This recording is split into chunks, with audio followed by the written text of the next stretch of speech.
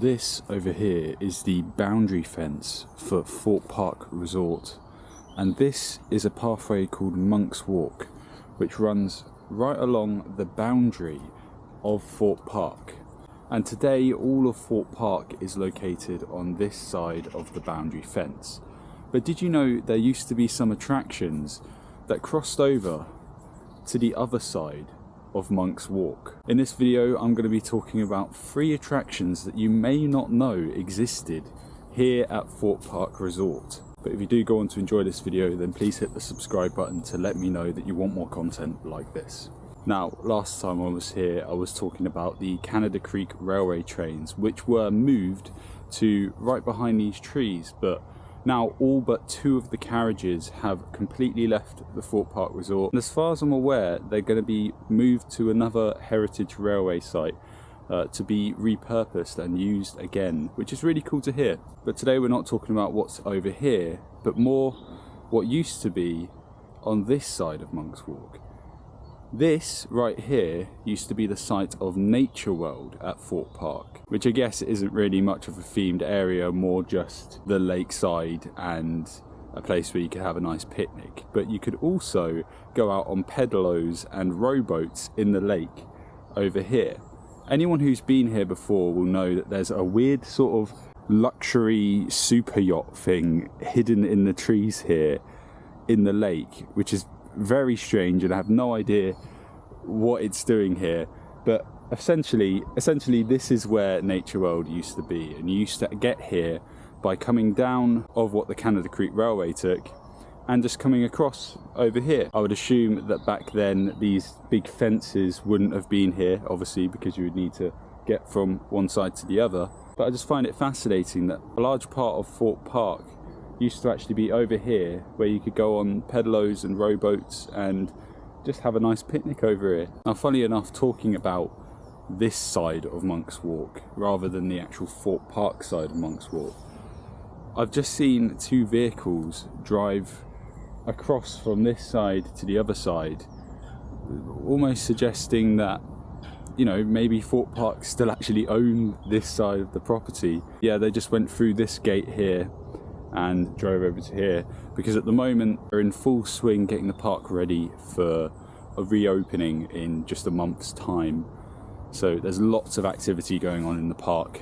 For the next attraction that you may not know existed here at Thorpe Park, we're going to go back down Monk's Walk towards the main bulk of the park again. And once again, it is on this side of Monk's Walk, not the Thorpe Park side. So I'm now over here at Rumba Rapids, where back in the late 80s to early 90s, there would have actually been a bridge right here.